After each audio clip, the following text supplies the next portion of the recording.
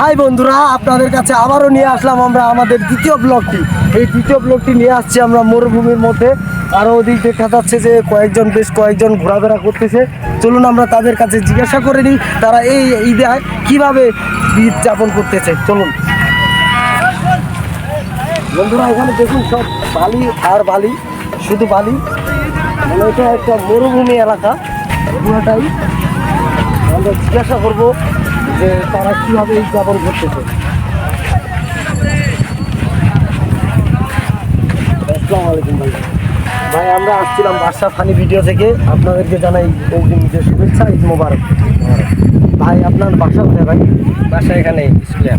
ভাই আপনার নামটা জানতে পারি? মোহাম্মদ সাদ্দাম আলী।